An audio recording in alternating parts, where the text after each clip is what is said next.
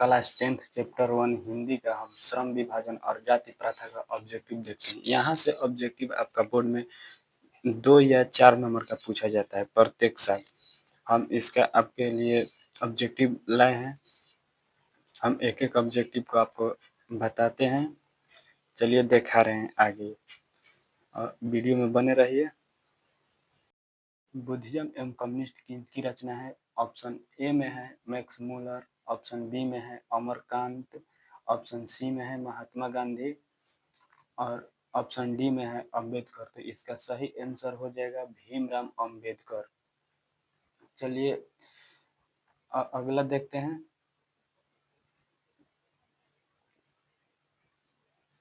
देखिए दूसरा number objective देखें, हु आर शत्रुज किनकी रचना है। तो पहला में आपका आंसर है मैक्स मूलर, दूसरा में आपका है ऑप्शन है अमरकांत, तीसरा में आपका ऑप्शन है महात्मा गांधी और चौथा में आंसर है अंबेडकर। तो आपका आंसर सही है अंबेडकर, भीमराव अंबेडकर। देखिए हु आर शत्रुज किनकी रचना है, तो भीमराव अंबेडकर की। चलिए अगला ऑब्जेक्टिव देखते हैं। मानव मुक्ति पुरोधर किसे कहा गया। तीसरा ऑब्जेक्टिव देखिए, मानव मुक्ति पुरोधर किसे कहा गया। ऑप्शन ए है नलिन बिलोचन शर्मा, ऑप्शन बी में है यतीन्द्र मिश्रा, ऑप्शन सी में है भीमराव अंबेडकर और ऑप्शन डी में है अमरकांत। तो मानव मुक्ति पुरोधर किसे कहा गया, तो भीमराव अंबेडकर को कहा गया। चलिए अगला ऑब्जेक्टिव देखते हैं 4 नंबर। देखिए भारत में जाति प्रथा का मुख्य कारण क्या है। पहला ऑप्शन है बेरोजगारी, दूसरा ऑप्शन है गरीबी, तीसरा ऑप्शन है उद्योग धंधों की कमी, चौथा ऑप्शन है अमीरी। तो इसमें आपका सही आंसर होगा बेरोजगारी। भारत में जाति प्रथा का सबसे प्रमुख कारण क्या है, तो बेरोजगारी है।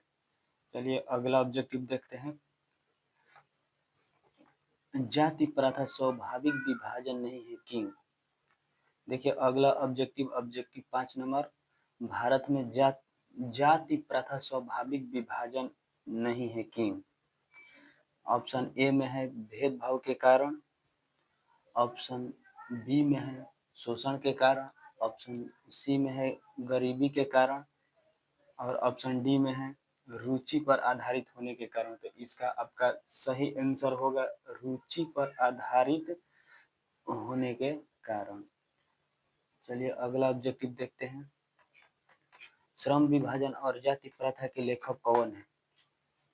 ऑब्जेक्टिव 6 देखिए, श्रम विभाजन और जाति प्रथा का लेखक कौन है। तो आपका पहला में आंसर है, आपका पहला ऑप्शन है डॉक्टर राम मनोहर लोहिया, दूसरा ऑप्शन है बाबा साहेब भीमराव अंबेडकर, तीसरा ऑप्शन है महात्मा गांधी और चौथा ऑप्शन है डॉक्टर संपूर्णानंद। तो आपका इसका बिल्कुल सही आंसर होगा आंसर बाबा साहेब भीमराव अंबेडकर। श्रम विभाजन और जाति प्रथा के लेखक कौन है, तो बाबा साहेब भीमराव अंबेडकर। चलिए अगला ऑब्जेक्टिव देखते हैं। लेखक की दृष्टि में विडंबना की बात किया है। देखिए ऑब्जेक्टिव नंबर 7, लेखक की दृष्टि में विडंबना की बात किया है। जातिवाद के पोषकों की कमी नहीं है। ऑप्शन ए है जातिवाद की पोषकों की कमी नहीं है, जातिवाद के पोषक नगण्य हैं, आर्थिक दृष्टि से जातिवाद उचित है और चौथा ऑप्शन है जातिवाद लोकतंत्र के विरुद्ध नहीं है। तो इसका सही आंसर होगा जातिवाद के पोषकों की कमी नहीं है। आपका एक ऑप्शन ए बिल्कुल सही है। चलिए अगला देखते हैं। लेखक की दृष्टि में आदर्श समाज कैसा होना चाहिए। देखिए ऑब्जेक्टिव नंबर 8, लेखक की दृष्टि में आदर्श समाज कैसा होना चाहिए। तो आपका ए नंबर आंसर है जिसमें स्वतंत्रता, समानता और भ्रातृत्व का भाव हो।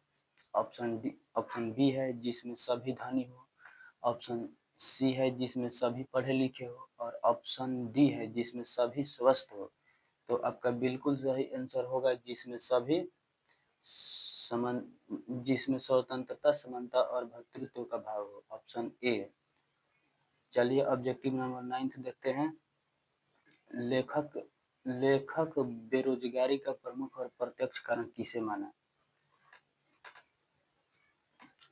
ऑप्शन ए अशिक्षा को, ऑप्शन बी जनसंख्या को, ऑप्शन सी जाति प्रथा को और ऑप्शन डी उद्योग धंधे की कमी को। तो इसमें आपका सही आंसर होगा ऑप्शन नंबर सी जाति प्रथा को। चलिए अगला ऑब्जेक्टिव देखते हैं।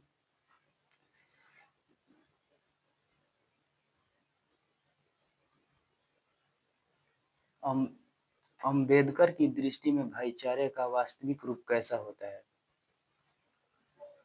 अंबेडकर की दृष्टि में भाईचारे का वास्तविक रूप कैसा होता है? तो ऑप्शन ए में है दूध और शक्कर के मिश्रण की तरह, ऑप्शन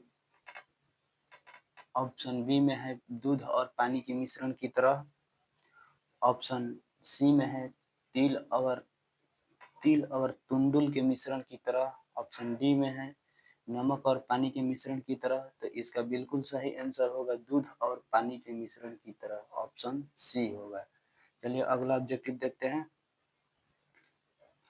भारतीय संविधान के निर्माण में महत्वपूर्ण भूमिका किसकी है?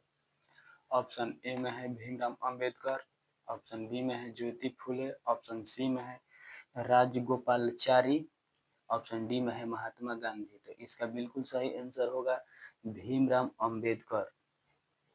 चलिए अगला अब देखते हैं। सभ्य समाज की आवश्यकता क्या है? सभ्य समाज की आवश्यकता क्या है? तो ऑप्शन ए दिया है जाति प्रथा, श्रम विभाजन, और ऑप्शन सी में है अणु बम, ऑप्शन डी में है दूध पानी। तो इसका सही आंसर होगा ऑप्शन बी होगा। इसमें गलती से देखिए डी वहां पर लिखा गया है, तो इसका बिल्कुल आंसर सही होगा श्रम विभाजन। चलिए अगला ऑब्जेक्टिव देखते हैं। निम्नलिखित रचनाओं में कौन सी रचना अंबेडकर की है? देखिए अब इसमें देखिए ऑप्शन ए में दिया है द कास्ट इन इंडिया,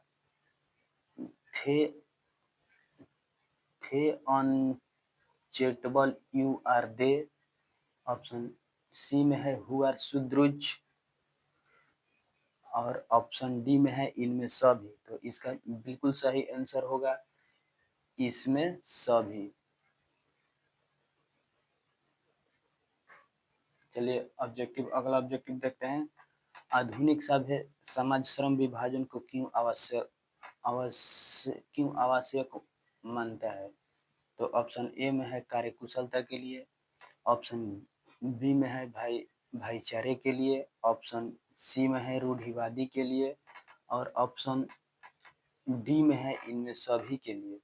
तो इसका सही आंसर होगा इनमें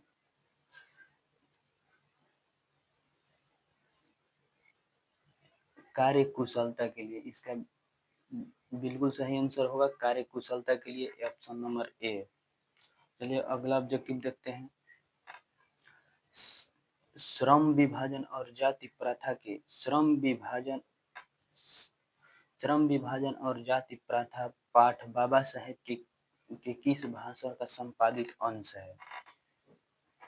तो इसका ऑप्शन ए में है the caste in India, option B में है genesis and development, option C में है animation of caste, option D में है हु आर शूद्रज। तो इसका बिल्कुल सही आंसर होगा animation of caste, option number इसका सी होगा, जो बिल्कुल सही है।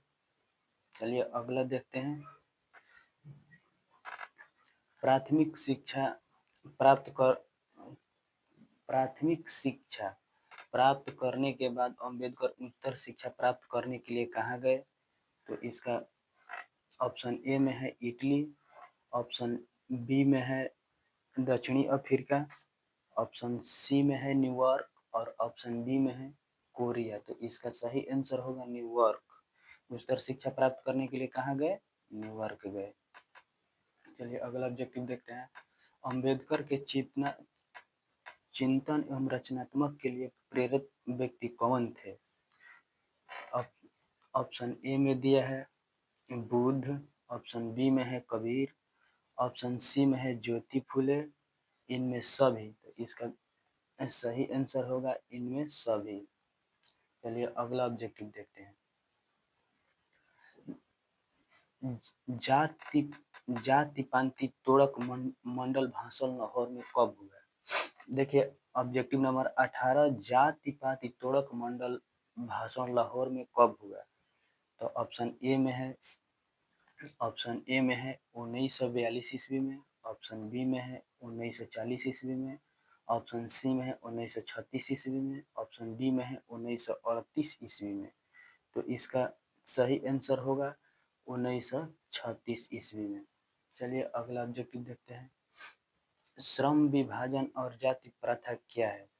देखिए ऑब्जेक्टिव इसका पहला आंसर है, पहला ऑप्शन है कहानी है, भाषण है, निबंध है, साक्षात्कार है। तो इसका सही आंसर होगा निबंध है। श्रम विभाजन और जाति प्रथा क्या है? तो निबंध है। चलिए अगला ऑब्जेक्टिव देखते हैं।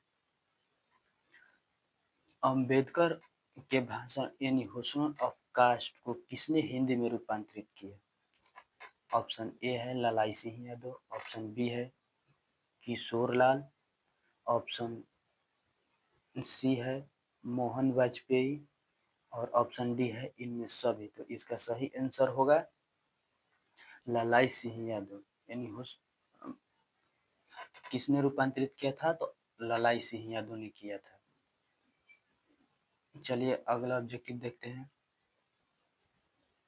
अंबेडकर का जन्म किस परिवार में हुआ था? ऑप्शन ए है ब्राह्मण, ऑप्शन बी है क्षत्रिय, ऑप्शन सी है दलित और ऑप्शन डी है कायस्था। तो इसका सही आंसर क्या होगा? उनका जन्म किस परिवार में हुआ था? तो दलित परिवार में हुआ था। यह आपका बिल्कुल सही है। चलिए देखते हैं अगला ऑब्जेक्टिव। लेखक को इस युग में कहाँ पर विडंबना दिखाई दिया है? तो इसका आंसर, इसका ऑप्शन दिया है, पहला ऑप्शन जातिवाद में, दूसरा ऑप्शन नारीवाद में और तीसरा ऑप्शन दिया है निरीवाद में और चौथा ऑप्शन दिया है परिवारवाद में। तो इसका सही आंसर होगा जातिवाद में। लेखक को इस युग में कहाँ पर विडंबना दिखाई दिया? तो जातिवाद में दिया। चलिए अगला देखते हैं। डॉक्टर अंबेडकर की माता का क्या नाम था? डॉक्टर अंबेडकर के माता का क्या नाम था? तो पहला ऑप्शन है रानी बाई, दूसरा ऑप्शन है कुंती बाई, तीसरा ऑप्शन है शीला बाई, चौथा ऑप्शन है भीमा बाई। तो इनका डॉक्टर अंबेडकर के माता का क्या नाम था? तो भीमा बाई। ऑप्शन डी बिल्कुल सही है। चलिए अगला, चलिए ऑब्जेक्टिव देखते हैं 24। डॉक्टर अंबेडकर ने पीएचडी की उपाधि कब धारण की? तो पहला ए नंबर ऑप्शन है 1920 ईस्वी में, बी नंबर ऑप्शन है 1918 ईस्वी में, सी नंबर ऑप्शन है 1916 ईस्वी में और डी नंबर ऑप्शन है 1914 ईस्वी में। तो कब धारणा की? तो इसका बिल्कुल सही आंसर होगा ऑप्शन नंबर सी 1916 ईस्वी में। 1916 ईस्वी में इसका बिल्कुल सही आंसर होगा। चलिए अगला ऑब्जेक्टिव देखते हैं। The caste in India their मैकनिनी किसकी रचना है?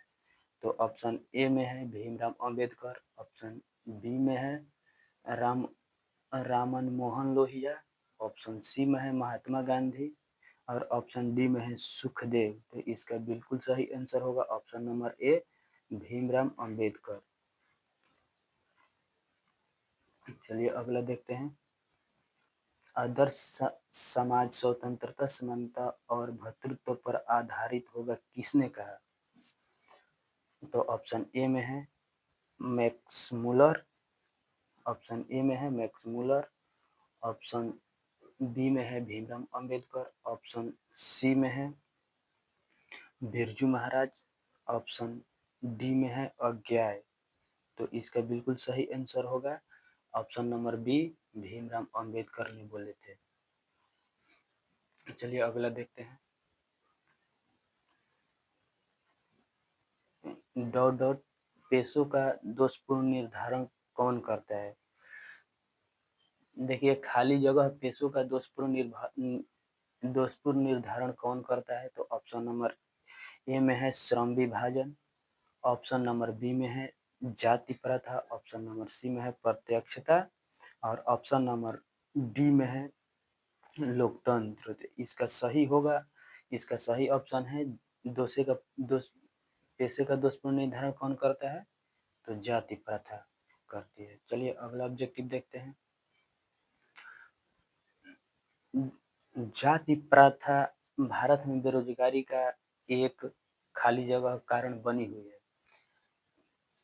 ऑप्शन नंबर ए में है प्रत्यक्षता का, ऑप्शन नंबर बी में है प्रमुख प्रमुख का और ऑप्शन नंबर सी में है ए और बी दोनों और ऑप्शन नंबर डी में है इनमें से कोई नहीं। तो इसका सही आंसर होगा ऑप्शन नंबर सी, प्रत्यक्षता और प्रमुखता दोनों को। तो इसका ऑप्शन सी बिल्कुल सही है। चलिए अगला देखिए ऑब्जेक्टिव नंबर 29, भीमराव अंबेडकर की मृत्यु कब और कहाँ हुई? तो ऑप्शन ए में है 1956 दिल्ली में, ऑप्शन बी में है 1957 मध्य प्रदेश में और ऑप्शन सी में है 1958 वाराणसी में, ऑप्शन डी में है 1959 बिहार में।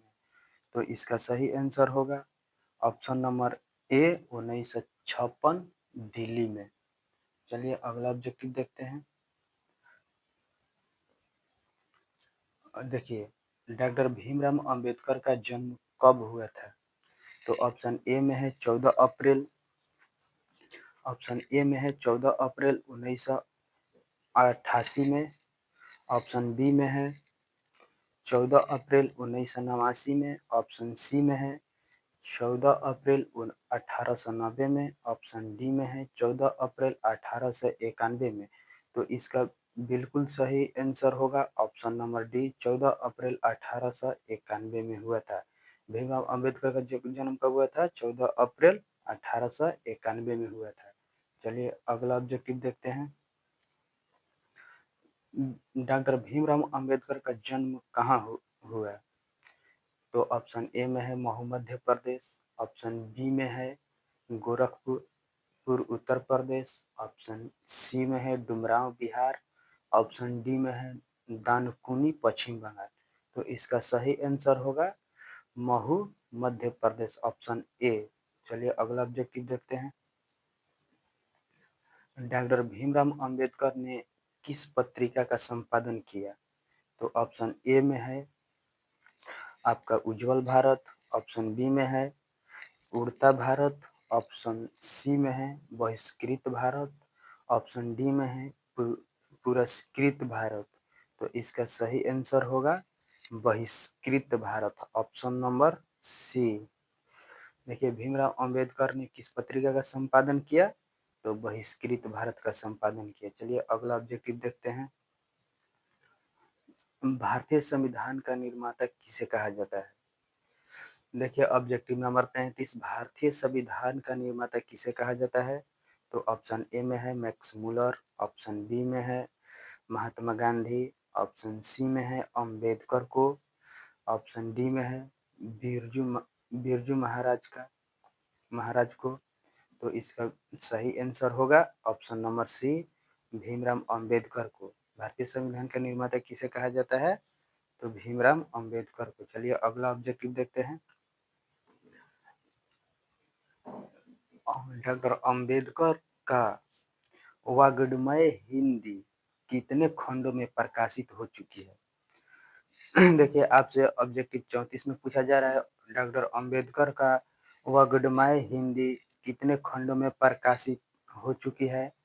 तो इसका ऑप्शन ए में है 15 खंडों में, ऑप्शन बी में है 17 खंडों में, ऑप्शन सी में है वो 19 खंडों में और ऑप्शन डी में है 21 खंडों में। तो इनकी वग्रमय हिंदी कितने खंडों में प्रकाशित हुई है? तो 21 खंडों में, ऑप्शन डी इसका सही आंसर है। चलिए अगला ऑब्जेक्टिव देखते हैं। ऑब्जेक्टिव 35 देखते हैं। आधुनिक सभ्य समाज को कार्यकुशलता के लिए किस कार्यकुशलता के लिए किस कार्यकुशलता के लिए किसे आवश्यक मानता है? देखिए इसमें किस लिखा गया है किसे के जगह पर, तो उसे आप गड़बड़ाइएगा नहीं, इसे किस से कर देते हैं। चलिए तो 35 ऑब्जेक्टिव क्या बोल रहा है? आधुनिक सभ्य समाज कार्यकुशलता के लिए किसे आवश्यक आवश्यक मानता है?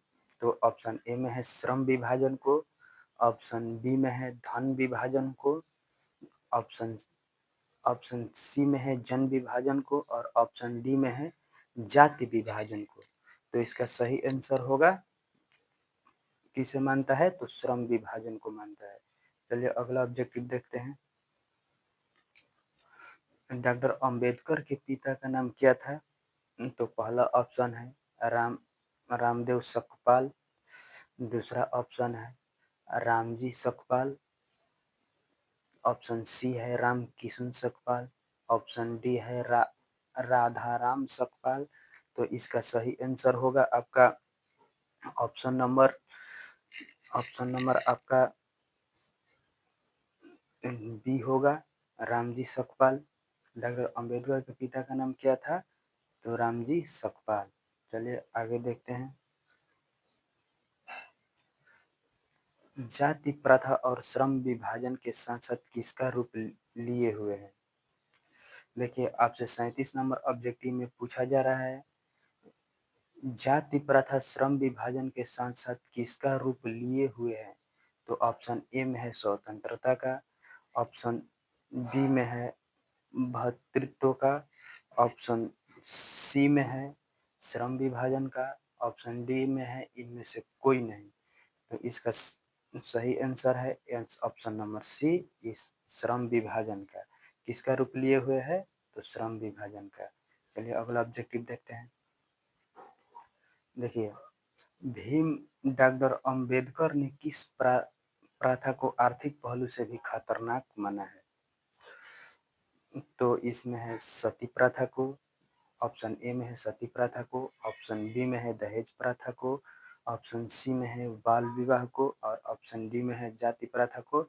तो भीमराव अंबेडकर ने किस प्रथा को आर्थिक पहलू से भी खतरनाक माना है? तो आपका सही आंसर होगा ऑप्शन नंबर डी, जाति प्रथा। चलिए आगे देखते हैं। किनके प्रोत्साहन पर बाबा साहेब उच्चतर शिक्षा हेतु न्यूयॉर्क गए? तो आपका ऑप्शन ए में है काशी नरेश, ऑप्शन बी में है पाटलिया नरेश, ऑप्शन सी में है बदौड़ा नरेश और ऑप्शन डी में है दरभंगा नरेश। तो किनके प्रोत्साहन पर उच्चतर शिक्षा हेतु न्यूयॉर्क गए? तो बड़ौदा नरेश के प्रोत्साहन पर उच्चतर शिक्षा प्राप्त करने के लिए न्यूयॉर्क गए। चलिए अगला ऑब्जेक्टिव देखते हैं। आर्थिक पहलू से भी जाति प्रथा खाली जगह है तो हानिकारक है। चलिए अगला ऑब्जेक्टिव देखते हैं। सच्चे लोकतंत्र का पर्याय क्या है? तो आपसे ऑप्शन ए में है जाति प्रथा, ऑप्शन बी में है सुशासन, ऑप्शन सी में है भाईचारा, ऑप्शन डी में है कानूनी व्यवस्था। तो इसका सही आंसर होगा भाईचारा। सच्चे लोकतंत्र का पर्याय क्या है? तो भाईचारा है। चलिए अगला ऑब्जेक्टिव देखते हैं। बाबा साहेब द्वारा रचित पुस्तक है तो इसमें पहला है जे genesis and development, genesis and development पहला ऑप्शन दिया गया है और दूसरा में Buddhism and communist, option C में है Buddha and his Dhamma, option D में है इनमें सभी, तो इसका बिल्कुल सही आंसर होगा इसमें सभी। बाबा साहेब द्वारा रचित पुस्तक क्या है, तो इनमें तीनों ही उनके द्वारा रचित पुस्तक है। चलिए अगला ऑब्जेक्टिव देखते हैं। श्रम विभाजन और जाति प्रथा शीर्षक किनके द्वारा हिंदी में रूपांतरित की गई है, तो ऑप्शन ए में है भीमराव अंबेडकर द्वारा, ऑप्शन बी में है रामचंद्र सतपाल द्वारा, ऑप्शन सी में है ललाई सिंह यादव द्वारा, ऑप्शन डी में है नलिनी बिलोचन शर्मा द्वारा। किसने रूपांतरित की है, तो इसमें ललाई सिंह यादव ने रूपांतरित की है, इसका बिल्कुल सही आंसर होगा ऑप्शन सी। चलिए अगला ऑब्जेक्टिव देखते हैं। आधुनिक मनु कहा गया है। देखिए आप सब ऑब्जेक्टिव 44 में पूछा जा रहा है आधुनिक मनु कहा गया है, तो डॉक्टर राजेंद्र प्रसाद को। ऑप्शन ए में दिया है doctor Rajendra Prasad, option B में दिया है महात्मा गांधी, ऑप्शन सी में दिया है सच्चिदानंद सिन्हा, ऑप्शन डी में दिया है अंबेडकर को। तो इसमें आधुनिक मनु किसे कहा गया है, अंबेडकर को। आंसर डी आपका सही है। चलिए अगला ऑब्जेक्टिव देखते हैं। ऑब्जेक्टिव 45 देखते हैं। विडंबना का अर्थ क्या है, तो आपसे ए में ऑप्शन दिया है उपहास, ऑप्शन बी में दिया है प्रवाहित, ऑप्शन सी दिया है आकांक्षित, ऑप्शन डी दिया है बंधुत्व। तो आपका यह इसमें कौन सही आंसर होगा, तो आपका सही आंसर होगा ऑप्शन नंबर आपका ए सही होगा। विडंबना का अर्थ क्या है, तो उपहास है। आपका ऑप्शन ए सही है ऑब्जेक्टिव। चलिए अगला ऑब्जेक्टिव देखते हैं। भारत की राष्ट्रीय क्षमता का पूर्ण विकास किस व्यवस्था में संभव है। देखिए आप ऑब्जेक्टिव 46 में पूछा जा रहा है भारत की राष्ट्रीय क्षमता का पूर्ण विकास किस व्यवस्था में संभव है, तो आपसे पहला ऑप्शन दिया है सामंतवादी व्यवस्था में, ऑप्शन बी में दिया है पूंजीवादी व्यवस्था में, ऑप्शन सी में दिया है समाजवादी व्यवस्था में, ऑप्शन डी में दिया है इनमें से कोई नहीं। तो भारतीय राष्ट्रीय क्षमता का पूर्ण विकास किस व्यवस्था में संभव है, तो ऑप्शन नंबर सी समाजवादी व्यवस्था बिल्कुल सही है। तो आपका श्रम विभाजन और जाति प्रथा से इतना ही ऑब्जेक्टिव है। हम आशा करते हैं कि आपको समझ में आ गया होगा। यहाँ